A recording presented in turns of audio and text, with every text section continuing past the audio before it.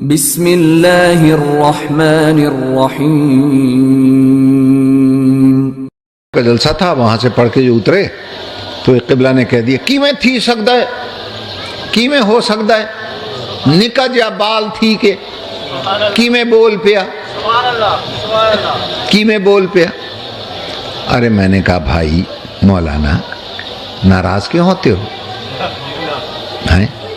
جا کے روک دو نہ بولے.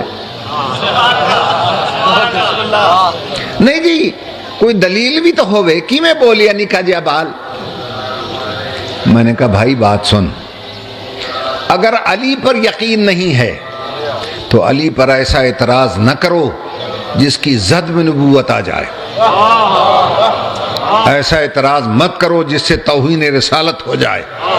اگر علی پر یقین نہیں ہے تو یہ تو دیکھو کہ کن ہاتھوں پہ بول رہا ہے،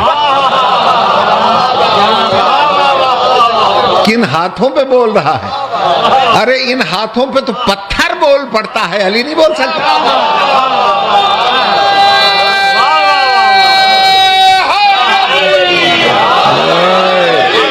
اکثر لوگوں کو یہ بھی خیال آتا ہے، جیسا کہ مجھ سے جب میں یونائٹڈ نیشن میں گیا تھا انٹر ریلیجس کانفرنس میں،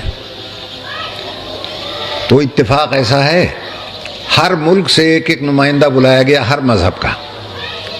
فاروق لغاری صاحب صدر تھے، پتہ نہیں کیسے خیال آیا مجھے یہاں سے بھیج دیا، انہوں نے ریکمینڈ کر دیا. اب جسے فاروق ریکمینڈ کرے اسے کون مسترد کرے بھائی.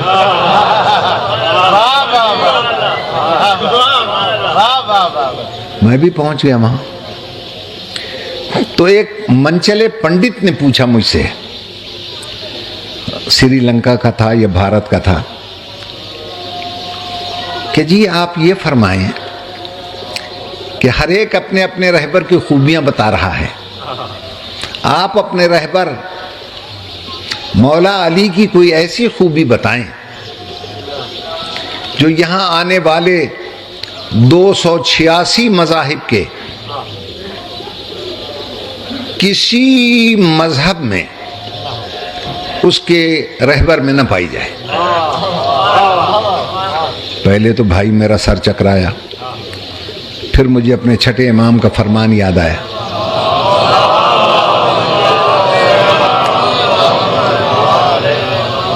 میرے چھٹے امام نے ارشاد فرمایا ہے کہ جب کوئی ہمارے بارے میں ایسا سوال کرے کہ جو تمہارے ذہن میں پریشانی کا سبب بنے تو پریشان نہ ہونا، میں وعدہ کرتا ہوں جہاں تمہارا ذہن کام کرنا چھوڑ دے گا ہمارا ذہن تمہارے ذہن میں کام کرنے لگے گا. جہاں تمہاری زبان رکنے لگے گی ہماری زبان تمہاری زبان میں بولنے لگے گی. اس تسلی و تشفی کو پا کر میں نے چیلنج کر دیا. میں نے کہا یہ جتنے 286 مذاہب کے افراد آئے ہیں سب کو چیلنج ہے میرا، کسی مذہب کا رہبر، کسی مذہب کا لیڈر، کسی مذہب کا پیشوا اپنے اپنے مذہب کے عبادت خانے میں پیدا نہیں ہو سکا سوائے میرے مولا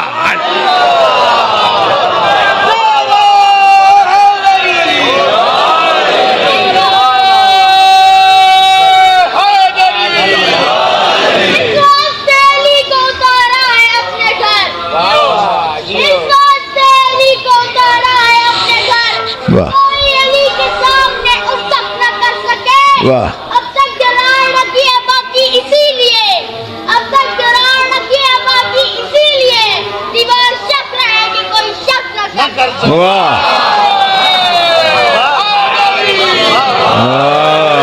اللہ ان بچوں کو بخت و اقبال عطا کرے.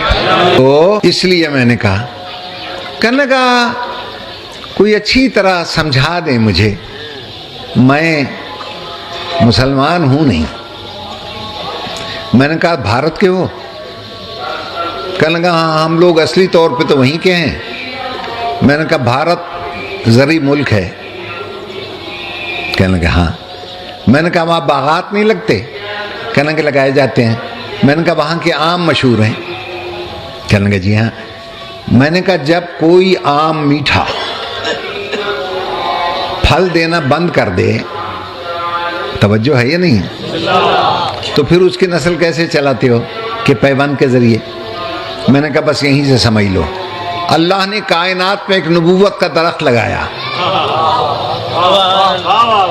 جب 1,24,000 بہاریں دیکھ کر وہ بلا فصل ہو گیا، اب اس پر ثمر آنا بند ہو گئے نبوت کے، تو اللہ نے اس کی نسل کو آگے بڑھانے کے لیے اسی جنس کا ایک پودا سرکاری بنگلے کے گملے میں پیدا کر دیا۔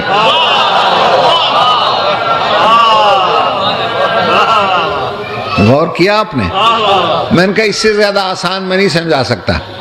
اسی جنس کا ایک پودا سرکاری بنگلے کے گملے میں پیدا کر دیا۔ اب یہ میں آپ کی نظر کرتا ہوں، پودا اتنا طاقتور اور زوردار تھا کہ گملے میں شگاف آ گیا۔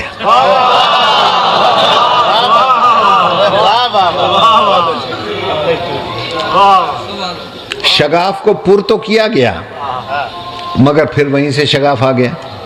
آج تک کعبے میں لکیر ہے، توجہ ہے یا نہیں؟ کہنے لگے جب اتنا بڑا رہنما ہے آپ کا تو آپ سنی شیعہ میں کیوں تقسیم ہیں؟ ہم نے کہا نہ ہم کوئی سنی ہے اس کے لیے نہ شیعہ ہیں۔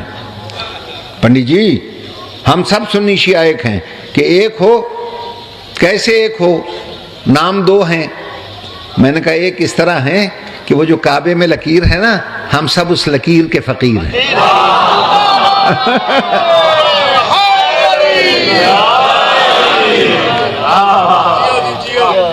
اور صاحب لکیر جناب امیر ہے۔